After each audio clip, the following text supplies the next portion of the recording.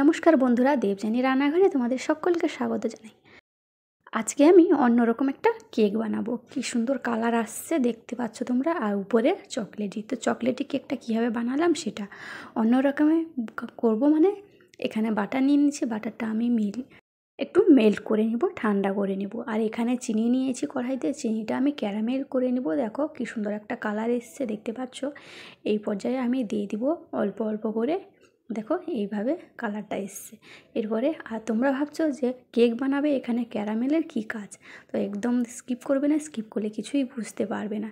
এখানে আমি অল্প অল্প জল দিয়ে আমি একটা ব্যাটার করে নিচ্ছি। তোমরা দেখতে পাচ্ছ অল্প অল্প জল দিতে হবে, না দিলে মিশে যাবে আর একদম কী হয়, ঠান্ডা হয়ে গেলে বসে যায়। কিন্তু এইভাবে অল্প অল্প করলে কিন্তু আর বসবে না, সুন্দর একটা হয়ে যাবে। আর এখানে নিয়েছি ময়দা, চিনি গুঁড়ো, আর এখানে দুধ পাউডার নিয়েছি। আর এখানে ব্যাটারটা মেল্ট হয়ে গেছে। এখানে ডিম 4টে আর চকলেট ডেরি মিল্ক, এটা দিয়ে করব। তো চলো, এখানে ডিমটা আমি অফ ক্যামেরায় ফেটে নিয়েছি। ফাটিয়ে নিয়ে এরপরে দিয়ে দেবো আমি চিনিতে আমি দিয়েছিলাম এলাচ, দালচিনি আর লবঙ্গ দিয়ে আমি পিষে নিয়েছিলাম। খুব সুন্দর একটা স্মেল বেরিয়েছে। আর তোমরা এইভাবে করো, খুব সুন্দর, খেতেও খুব সুন্দর হয়, সুস্বাদু হয়। আর এটা আমি পিষার সময় কিন্তু আর তোমাদের কাছে দেখাইনি। এই দেখো, এগুলো আমি ছেঁকে নিয়েছি। তার মধ্যে একটু দানা থেকে গেছে, কোনো অসুবিধা নেই, খেতে আরও ভালো লাগে। এখানে আমি বাটারটাও দিয়ে দিলাম ডিমের মধ্যে। তোমরা চাইলে কুসুমটা আলাদা করতে পারো, কিন্তু আমি একসঙ্গেই দিয়ে দিলাম। এবার ভালো করে ফিটিয়ে নেব। কমসে কম 15 মিনিট তো ফিরতেই হবে। যতটা ফিটবে কেকটা ততটাই স্পঞ্জি হয়। তোমাদের কাছে ইলেকট্রিক বিটার থাকলে করতে পারো, আর আমি এটা হাতের সাহায্যে ফিটিয়ে নিচ্ছি। তো চলো, 15 মিনিট ফিটিয়ে তারপরে আসছি অফ ক্যামেরায়। ফিটিয়ে নিয়েছি দেখতে পাচ্ছ। আর এরপরে দিয়ে দিব চিনিটা, যে শিরাটা করেছিলাম, ক্যারামেল করেছিলাম, সেটা আমি দিয়ে দিব। সবগুলো আমি দিয়ে দিলাম।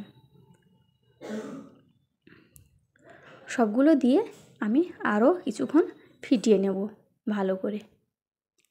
মেল্ট হয়ে যাবে ততক্ষণ আমি ভালো করে ফিটিয়ে নিচ্ছি। ফিটিয়ে নিয়ে আসছি। ফিটানো হয়ে গেছে। এবার দিয়ে দিব ময়দা। 1 বাটি ময়দা দিয়ে দিলাম। আমি অফ ক্যামেরায় আরও হাফ বাটি দিয়ে দিয়েছি, যেহেতু আমি 2টো কেক বানাবো তার জন্য। এখানে আমি দিয়ে দিলাম হাফ বাটি মতন মিল্ক পাউডার। তোমরা চাইলে দিতে পারো, না দিতে পারো, অসুবিধা নেই, কিন্তু দিলে টেস্টটা কিন্তু অসম হয়, খেতে খুব দারুণ হয়। আমি আরও অনেক রকমের বানিয়েছি, এটা কিন্তু সম্পূর্ণ অন্যরকম বানাচ্ছি। আর অনেকটা ঘনত্ব, মানে শক্ত অনেকটা হয়ে গেছে, একটু করার জন্য দিয়ে দিলাম দুধ। এইভাবে একটা ঘনত্ব থাকবে, তোমরা দেখেই বুঝতে পারছো।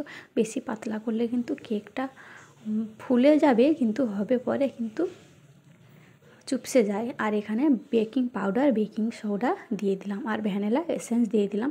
এতে ভ্যানিলা এসেন্স না দিলেও চলবে, যেহেতু এলাচ দিয়ে দিয়েছি, লবঙ্গ দিয়েছি, তারপরে তোমার দালচিনি দিয়েছি। এতে কিন্তু স্মেলটা খুব সুন্দর এসছে।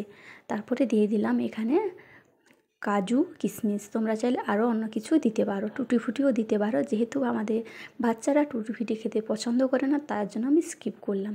এই পর্যায়ে দিয়ে দিলাম লবণ। লবণটা অবশ্যই দেবে, লবণটা দিলে কিন্তু খেতে আরও ভালো লাগে। হয়ে গেছে। এবার আমি 2টো পাত্রে করে নিব, একটা স্টিল, একটা সিলভারে। তো অফ ক্যামেরা ঢেলে নিয়েছি, দেখতে পাচ্ছ খুব সুন্দর হয়েছে। উপর থেকে তোমরা চাইলে ডেকোরেশন করতে পারো, আমি আর করছি না, এইভাবে সিম্পলভাবে করছি। তোমরা এইভাবে চিনি ক্যারামেল করে করবে, কিন্তু কালারটা খুব সুন্দর আসে। তোমরা চাইলে গুড় দিয়ে করতে পারো। এখানে আমি আগের থেকে বসিয়ে দিয়েছিলাম, একটু গরম হয়ে গেছে, লবণের উপরে বসিয়ে দিলাম 2 জায়গায়। তো করে নিয়ে আসছি 1 ঘন্টার পর। 1 ঘন্টার পর এসছি, দেখো কালারটা খুব সুন্দর এসছে।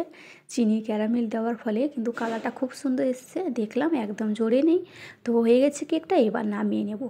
আরেকটা কেকটা হয়ে গেছিলো, ওটা কিন্তু তাড়াতাড়ি হয়ে গেছে, তার জন্য কি করেছি, ওটা কেটে নিয়েছি আর ছেলেরা খেয়ে নিয়েছে, সেটা আর দেখানো হয়নি। তো একটা আছে, ওটাই তোমাদেরকে দেখাচ্ছি। এবার আমি ঢেলে নেব, যেহেতু ঠান্ডা করতে রেখে দিয়েছিলাম একটা ভিজা কাপড়ে, ঠান্ডা হয়ে গেছে। এবার ঢেলে নিচ্ছি। দেখো খুব সুন্দর এসছে, কালারটা কি সুন্দর এসছে। তোমরা অবশ্যই দেখতে পাচ্ছ কালারটা এত সুন্দর এসছে, আর এতটা পঞ্চি হয়েছে, তোমরা দেখেই বুঝতে পারছো।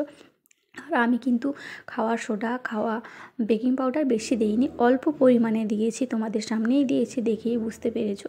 এবার আমি কেটে নিয়েছি সামনে থেকে, দেখতে পাচ্ছ। আমি যেহেতু চকলেটই বানাবো, ছেলেদের বায়না যে চকলেটই বানাবে, তার জন্য একটু চিনির সিরা করেছিলাম, ওটা চিনি জল দিয়ে ভালো করে গায়ে লাগিয়ে নিলাম। তারপরে আমি দিয়ে দিলাম চকলেট, যে ক্যাডবেরি দিয়েছিলাম ওটা মিলিয়ে নিয়েছি, তারপরে দিয়ে দিলাম একটু জলের কড়াইয়ের মধ্যে জল দিয়ে একটু বাটি বসিয়ে দিলে কিন্তু গলে যাবে আরামসে। তোমরা এইভাবে করো। চাইলে চিনি আর দুধ পাউডার দিয়ে করলে আরও একটু বেশি হয়ে যায়। আমি এভাবে করে নিয়েছি। দেখো সবটা হয়ে গেছে। এবার আসছি আধা ঘন্টা 30 মিনিটের পরে আসছি। তো চলো, এটা ফ্রিজে রাখার দরকার নেই, এমনি থেকে কিন্তু শক্ত হয়ে যাবে। দেখো আমি হাত দিয়ে দেখছি 30 মিনিট পর চলে এসেছি, হয়ে গেছে। এবার আমি কেটে নিচ্ছি, একটু হয়ে গেছে। এবার কেটে তোমাদেরকে দেখাচ্ছি কত সুন্দর হয়েছে আর কতটা ফঞ্চি হয়েছে, তোমরা দেখেই বিশ্বাস করো। আমি নিজেই মানে সত্যি এর আগেও বানিয়েছি, এটা কিন্তু খুব সুন্দর হয়েছে খেতে। আর টেস্টটাও খুব সুন্দর হয়েছে খেতে। তোমাদের কাছে শেয়ার করলাম, ভালো লাগলে লাইক কমেন্ট শেয়ার করতে ভুলবে না। আর ফেসবুক থাকলে পেজটাকে ফলো করতে ভুলবে না। দেখো কত সুন্দর হয়েছে, খেতে কিন্তু খুব সুন্দর হয়েছে। তোমরাও বাড়িতে অনায়াসে এইভাবে বানিয়ে নিতে পারো।